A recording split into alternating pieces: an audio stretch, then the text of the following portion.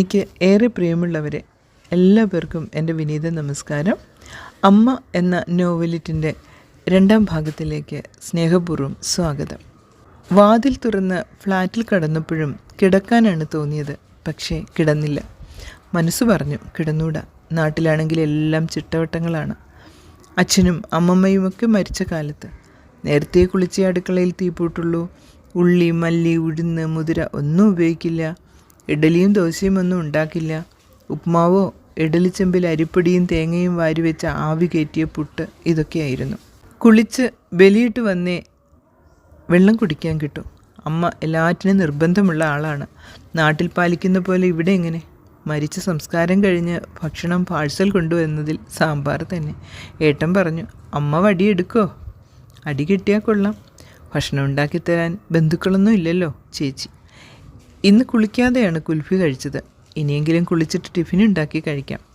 എഴുന്നേറ്റ് കുളിച്ച് 2 ദോശയുണ്ടാക്കി ഷെൽഫിൽ നിന്ന് ദോശപ്പൊടി കൂട്ടി തിന്നു. വീടാകെ അലങ്കോലപ്പെട്ട് കിടക്കുന്നു. എണീറ്റ് അടിച്ചു തുടച്ചു. ഉച്ചക്കിലേക്ക് മീനാമാമി ഭക്ഷണം കൊണ്ട് തരാമെന്ന് പറഞ്ഞതുകൊണ്ട് ഒന്നും ഉണ്ടാക്കിയില്ല. മീനാമാമി വരുമ്പോൾ ചോദിക്കാം ക്രിയ ചെയ്യാൻ വല്ല വഴിയുമുണ്ടോ എന്ന്. കുട്ടികളോട് ട്യൂഷന് വന്നോളാൻ പറയാം. ചേച്ചിമാരും ഏട്ടനും 10 ദിവസം ഉണ്ടാകുമെന്ന് വിചാരിച്ചാണ് 10 ദിവസം മുടക്കം പറഞ്ഞത്. അവർ പോയില്ലേ, ഇനി എനിക്കെന്താ പ്രശ്നം? വാട്സപ്പ് ഗ്രൂപ്പിൽ മെസ്സേജ് അയച്ചു. കട്ടിലിൽ കയറി കിടന്നു. ഉറക്കം വരുന്നുണ്ട്. ബെല്ലടിക്കുന്നു. ശബ്ദം കേട്ട് വാതിൽ തുറന്നു. അടുത്ത ടവറിലെ ജയശ്രീയും രാജേശ്വരിയൊക്കെയും. എന്താ കുട്ടി ഞങ്ങളോടൊന്നും പറയാത്തത്? ഞാനാകെ ഓഫായ പോലെ ആയിരുന്നു. ബോഡി നാട്ടിൽ കൊണ്ടുപോകണമെന്നായിരുന്നു അമ്മയുടെ ആഗ്രഹം. അവരിങ്ങോട്ട് വരാമെന്ന് പറഞ്ഞപ്പോൾ സംസ്കാരത്തെ പറ്റിയായി ടെൻഷൻ. പക്ഷേ NSS എല്ലാം ഏർപ്പാട് ചെയ്തു തന്നു. ഞാൻ അവരാരെങ്കിലും കുറച്ച് ദിവസം ഇവിടെ നിൽക്കുമെന്ന് പ്രതീക്ഷിച്ചതാ. അവർ പോണേന്ന് പറഞ്ഞപ്പോൾ എനിക്കാകെ സങ്കടമായി. കയറി കട്ടിൽ കിടന്നു. ഒന്നിനും തോന്നിയില്ല. ലക്ഷ്മിക്കും വേറെ പണി കിട്ടി പോട്ടേന്ന് ചോദിച്ചപ്പോൾ മുഴുവനുമായി. അമ്മ എൻ്റെ ജീവിതത്തിൽ എന്തായിരുന്നുവെന്ന് ഇപ്പോഴാണ് ഞാൻ അറിയുന്നത്. മണിയേട്ടൻ മരിച്ചിട്ട് പോലും ഇത്ര സങ്കടപ്പെട്ടിട്ടില്ല. അക്ക നോക്കും പോലെ ഒരു മക്കളും അമ്മമാരെ നോക്കിക്കാണില്ല. ലക്ഷ്മി പറയും, ലക്ഷ്മിയെ കാവലിരുത്താറല്ലേ ഉള്ളൂ, അമ്മയുടെ എല്ലാ കാര്യവും അക്ക തന്നെയാണ് ചെയ്യുള്ളൂ എന്ന്. രാജേശ്വരി, അമ്മയ്ക്ക് ഇഷ്ടമല്ലായിരുന്നു മറ്റൊരാൾ ചെയ്യുന്നത്. അവർ പ്രാഗിയാലോ എന്ന് പറയും. അക്കയ്ക്ക് പേടിയില്ലേ ഒറ്റയ്ക്ക് ഇവിടെ? അതെന്തിനാ? എൻ്റെ അമ്മയല്ലേ പോയത്. എൻ്റെ അടുത്ത് വന്നാൽ അതും സന്തോഷം. കർമ്മങ്ങൾ ചെയ്യുന്നത് അതാണ് പ്രശ്നം. നാട്ടിലെ പോലെ ചെയ്യാനുള്ള സൗകര്യങ്ങളില്ലല്ലോ. അവിടെ വേലിയടിക്കൽ, ചിരയൻ 16 കൂട്ടാൻ ഇളയത്, ഇങ്ങനെയൊക്കെ. ദിവസവും വെലി വയ്ക്കണം, സഞ്ചയനം വേണം. 14 കുറേ ക്രിയകളുണ്ട്. രാത്രി അത് കഴിഞ്ഞ് 15-ാം ദിവസം പിണ്ടം വിട്ട് കുളിക്കണം. 16-ന് ഇളയത് വന്ന് 16 കൂട്ടി പിറ്റേ ദിവസം തിരുനാവായിൽ പോയി ബലിയിട്ട് സമർപ്പിക്കും. അമ്മയ്ക്ക് അതൊക്കെ വലിയ വിശ്വാസമായിരുന്നു. ഇവിടെ എന്ത് ചെയ്യാനാ? 16-ാം ദിവസം ആ അയോധ്യ മണ്ഡപത്തിൻ്റെ അവിടെ ചെന്ന വാദ്യന്മാരുണ്ടാവും. അവർ കർമ്മം ചെയ്യിക്കും. അവർ നാട്ടിൽ പോയാൽ തിരുനാവായിൽ പോകുന്നുണ്ടെന്ന് പറഞ്ഞു. എന്താ വേണ്ടതെന്ന് നോക്കട്ടെ. ബെല്ല് വീണ്ടും അടിച്ചു. പോയി തുറന്നു. NSSൻ്റെ പ്രസിഡൻ്റ് അച്യുതൻ നായരും ഭാര്യയുമായിരുന്നു. അന്ന് പോയിട്ട് പിന്നെ വരാൻ പറ്റിയില്ല. അത് സാരമില്ല. നാട്ടിൽ നിന്ന് വന്നവർ ഒക്കെ പോയി. ഇന്നത്തെ കാലം അങ്ങനെയൊക്കെയാണ്. എല്ലാവർക്കും തൻ കാര്യം.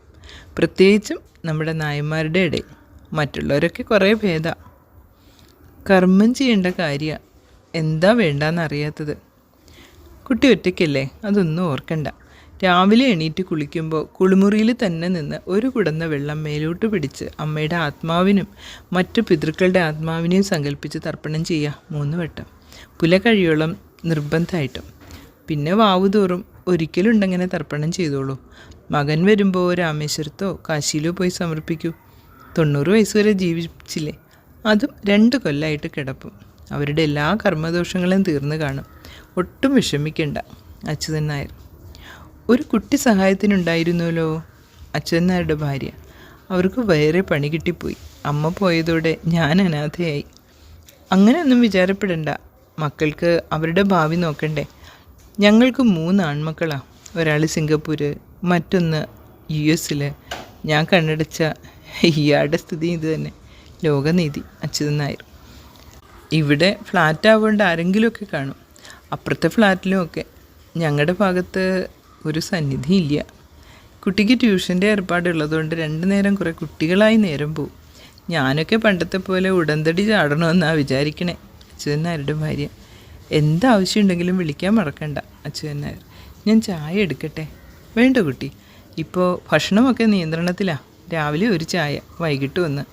ഞങ്ങൾ ഇറങ്ങട്ടെ? അവർ എഴുന്നേറ്റു. അവർ പോയതിൻ്റെ പിന്നാലെ രാജേശ്വരിയൊക്കെയും ജയശ്രീയും എഴുന്നേറ്റു. അടുക്കളയിൽ ഒന്നും ഉണ്ടാക്കിയിട്ടില്ലല്ലോ. ചാപ്പാട് ഞാൻ കൊണ്ടുതരാം അക്ക. വേണ്ട, മീനാമാമി കൊണ്ടുവരാമെന്ന് പറഞ്ഞിട്ടുണ്ട്. നാളെ ഞാൻ കൊണ്ടുതരാം അക്ക. നിങ്ങളിങ്ങനെ കൊണ്ടുതന്നാൽ എനിക്കെന്താ പണി? ഞാൻ ഉണ്ടായിക്കോളാം. എന്നാൽ ഞങ്ങൾ ഇറങ്ങട്ടെ? എല്ലാ ബന്ധങ്ങളും അന്യമാവുന്നത് എത്ര വേഗമാണ്.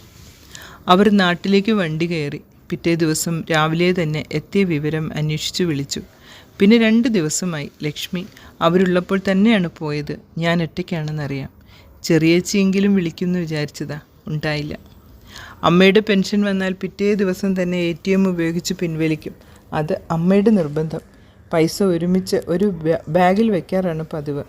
ആദ്യത്തെ 3 കൊല്ലവും അമ്പലത്തിൽ വഴിപാടിനല്ലാതെ ഒറ്റ പൈസ എടുക്കാറില്ല. കിടപ്പായപ്പോൾ ചികിത്സയ്ക്കും ലക്ഷ്മിക്ക് ശമ്പളം കൊടുക്കാനുമായി പണമെടുത്തു തുടങ്ങി. ലക്ഷ്മിക്ക് 15,000 രൂപയാണ് കൊടുത്തിരുന്നത്. ഡയപ്പറിനും ലോഷനും ക്രീമിനുമായി നല്ലൊരു തുക വരും. അമ്മയുടെ പെൻഷനിലും നിൽക്കാറില്ല. ബാഗിലെ പൈസ എണ്ണി നോക്കാറില്ല. അമ്മ പറഞ്ഞിരുന്നു, എൻ്റെ മരണാനന്തര ചെലവുകൾക്ക് ഒറ്റ പൈസ ആരെ കൊണ്ടും ചിലവാക്കിക്കരുത്. നീയും ചിലവ് ചെയ്യരുത്. മരണം കഴിഞ്ഞ് സംസ്കാരത്തിനുമൊക്കെ അതിൽ നിന്നെടുത്തു. പിറ്റേ ദിവസം ലക്ഷ്മി പോകുമ്പോൾ കണക്ക് തീർത്തപ്പോൾ 50,000 രൂപ വേറെ കൊടുത്തു. അവൾ പോയി കഴിഞ്ഞപ്പോൾ, ചേച്ചി എന്തിനാ ഇത്രയും പൈസയൊക്കെ കൊടുത്തത്? അമ്മ എന്നോട് പറഞ്ഞേൽപ്പിച്ചതാ. ഞാൻ ട്യൂഷനും അമ്മയെ നോക്കലുമായി കഷ്ടപ്പെടുമ്പോൾ എനിക്കൊരു സഹായം അവളായിരുന്നു. ശ്വാസതടസ്സം തുടങ്ങി എപ്പോൾ വേണമെങ്കിലും മരിക്കാമെന്ന് പറഞ്ഞ് ഡോക്ടർ പോയപ്പോൾ ഞാൻ ഒറ്റയ്ക്കല്ലേ. അവളാണ് രാത്രി വീട്ടിൽ പോകാതെ കൂട്ടിരുന്നത്. നിനക്ക് ആസ്പത്രി കൊണ്ടുപോകാറുന്നില്ലേ ചേച്ചി? ആസ്പത്രിയിൽ പോയാൽ ഈ 50,000-ൽ നിൽക്കുമോ? അമ്മയെ നോക്കണ ഡോക്ടർ പറഞ്ഞു, ആസ്പത്രി കൊണ്ടുപോയാൽ അവർ ICUയിൽ കയറ്റും. മക്കളെ കണ്ട് മരിക്കണമെന്ന ആഗ്രഹം കൂടി നടക്കില്ല. ഈ 50,000 ഒന്നും ആവില്ല ചിലവും. നിനക്ക് ന്യായം പറയൽ കുറേ കൂടുതലാണ്. പണ്ടും ഏട്ടനും ചെറിയേച്ചിയും ഒന്നും മിണ്ടിയില്ല. ബാഗ് തട്ടിക്കുടഞ്ഞിട്ടു. അമ്മയുടെ 5 കൊല്ലത്തെ പെൻഷനാ. 3 കൊല്ലവും ഒറ്റ പൈസ ഞാനതിൽ നിന്ന് എടുത്തിട്ടില്ല. കിടപ്പായപ്പോൾ ഞാൻ ട്യൂഷൻ എടുക്കണ നേരത്ത് അമ്മയെ നോക്കാൻ ഒരാൾ കൂടാതെ പറ്റാതായി. കുളിപ്പിക്കാനുമൊക്കെ ഒറ്റയ്ക്ക് ബുദ്ധിമുട്ട്. പിന്നെ നാട്ടിലെ പോലെ മലങ്കോരി വളപ്പിൽ കൊണ്ടിടാനൊന്നും പറ്റില്ല. ഡയപ്പർ വാങ്ങണം. പൊട്ടിപ്പൊളിയാതിരിക്കാൻ ക്രീം പുരട്ടണം. കണ്ണിൽ മരുന്നൊഴിക്കണം. വീട്ടിൽ വന്ന് നോക്കുന്ന ഡോക്ടർക്ക് 1000 രൂപ ഫീസ് കൊടുക്കണം. ട്യൂഷന് പുറമെ കാറ്ററിംഗ് കൂടി നടത്തിയാണ് ഞാൻ എല്ലാം ഒപ്പിച്ചു പോയിരുന്നത്. കൊറോണയും അമ്മയുടെ കിടപ്പും കൂടി ആ വരുമാനവും നിന്നു. നീ ശരിക്കും കഷ്ടപ്പെട്ടു ഇല്ലേ? അമ്മയുടെ അനുഗ്രഹം ഉണ്ടാവും നിനക്ക് ചെറിയേച്ചി. അമ്മ വളർത്താൻ നല്ലോണം ബുദ്ധിമുട്ടിയതല്ലേ. എൻ്റെ ചുമതലയല്ലേ നോക്കേണ്ടത്. അമ്മയെക്കൊണ്ട് ഒരു ശല്യം ഉണ്ടായിരുന്നില്ല. എൻ്റെ കുട്ടി ഒറ്റയ്ക്ക് കഷ്ടപ്പെടണമല്ലോ എന്ന് എണ്ണിപ്പറക്കും. നിങ്ങളെയൊക്കെ കാണണമെന്ന് നല്ല ആഗ്രഹം ഉണ്ടായിരുന്നു. വരും എന്ന് പറയും. പാവം, എല്ലാം കഴിഞ്ഞു പോയി. ബാഗിലെ പണം എണ്ണി തിട്ടപ്പെടുത്തി. 2,14,000 രൂപയുണ്ട്. 4 പങ്കുവയ്ക്കാം ഏട്ടൻ. എനിക്ക് വേണ്ട. എന്നാൽ 3 പങ്കുവയ്ക്കാം ചേച്ചി. അത് വേണ്ട, പങ്ക് 4 വെച്ചേക്കൂ. എൻ്റെ പങ്ക് ചെറിയേച്ചിക്കിരിക്കട്ടെ. അമ്മയുടെ കഴുത്തിലെയും കാതിലെയും വളകളും ചെറിയേച്ചിയുടെ പെൺകുട്ടികൾക്ക് കൊടുക്കണം എന്ന് പറഞ്ഞിട്ടുണ്ട്. അമ്മയ്ക്കല്ലെങ്കിലും പക്ഷാഭേദം കൂടുതലാണ്. ഞങ്ങളും മക്കളല്ലേ ചേച്ചി. അമ്മ അതിനുള്ള കാരണവും പറഞ്ഞിട്ടുണ്ട്. അമ്മയുടെ പെൻഷൻ അങ്ങനെ ചേച്ചിയാണ് വാങ്ങിയിരുന്നത്. 1 കുപ്പി ദശമൂലാരിഷ്ടമല്ലാതെ അമ്മയ്ക്ക് മരുന്നിനൊന്നും ചിലവുണ്ടായിരുന്നില്ല. ഉണ്ണാനുള്ള അരി അമ്മയുടെ നിലത്തുനിന്ന് കിട്ടിയിരുന്നു. ഏട്ടൻ എത്ര പൈസ ശമ്പളം വാങ്ങിയിരുന്നപ്പോഴും അമ്മ എന്നെ നിലയ്ക്ക് ഒരു 10 രൂപ അമ്മയുടെ കയ്യിൽ കൊടുത്തിട്ടില്ല എന്ന് സങ്കടവും പറയാറുണ്ട്. ചെറിയേച്ചിയാണ് കയ്യിൽ വെച്ചോളൂ എന്ന് പറഞ്ഞ് 10ഓ 50ഓ കൊടുക്കാറെന്ന്. ആരും മിണ്ടിയില്ല. കുറച്ചു നേരം പൈസ എണ്ണി 3 പേരെയും ഏൽപ്പിച്ചു. അലമാരി തുറന്ന് പണ്ടം ചെറിയേച്ചി ഏൽപ്പിച്ചു. ഈ മാല നിൻ്റെ കഴുത്തിൽ കിടക്കട്ടെ. നീ ഇട്ട് നടക്കുന്നത് മുക്കുകൊണ്ടല്ലേ? ചെറിയേച്ചി മാല കഴുത്തിലിട്ടു. അത് വേണ്ട, ഞാൻ സ്വർണ്ണം ഇടാണ്ടായിട്ട് കുറേ കാലമായി. ഇനി ഇടണില്ല. ചെറിയേച്ചിയുടെ പെൺകുട്ടികൾക്ക് അമ്മ പറഞ്ഞേൽപ്പിച്ചതാ. നുണ പറഞ്ഞത് അമ്മയുടെ ആത്മാവ് ക്ഷമിക്കട്ടെ. ഇല്ലെങ്കിൽ അതും പങ്കുവയ്ക്കേണ്ടി വരും. പണം കൊടുക്കുമ്പോൾ കുറച്ച് പൈസ 16-ന് ഏതെങ്കിലും അനാഥാലയത്തിൽ കൊടുക്കാൻ മാറ്റിവെക്കാമായിരുന്നു. വേണ്ട, കയ്യിൽ കാശുണ്ടാവുമ്പോൾ കൊടുക്കാം. ഡെത്ത് സർട്ടിഫിക്കറ്റിൻ്റെ കോപ്പി എല്ലാവർക്കും വാങ്ങണം. നിലം ഇപ്പോഴ് ഓപ്പോള് പണിതുകൊണ്ടിരിക്കുകയല്ലേ, അത് പങ്കുവയ്ക്കണമല്ലോ. വീടല്ലേ ഓപ്പോൾക്ക് കാലശേഷം വെച്ചിട്ടുള്ളൂ.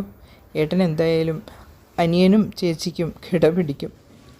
വാങ്ങി അയച്ചു തരാം. ഡോക്ടർ വന്ന് കൺഫേം ചെയ്തതാ, അവർ തരും. 4 ദിവസം കഴിയാതെ എങ്ങനെ പോവും? അയച്ചു തരാം. നിലം വിലക്കെട്ടി ഞാനെടുത്തോളാം ചേച്ചി. എങ്ങനെയെന്ന് വെച്ചാൽ നിങ്ങൾ തീരുമാനിച്ചോളൂ. പ്രിയമുള്ളവരെ, അടുത്ത ലക്കത്തിൽ വീണ്ടും. ഓരോ മനുഷ്യനും ഒരു വാർദ്ധക്യകാലമുണ്ട്. പക്ഷേ അത് പലരും മറന്നു പോകുന്നു.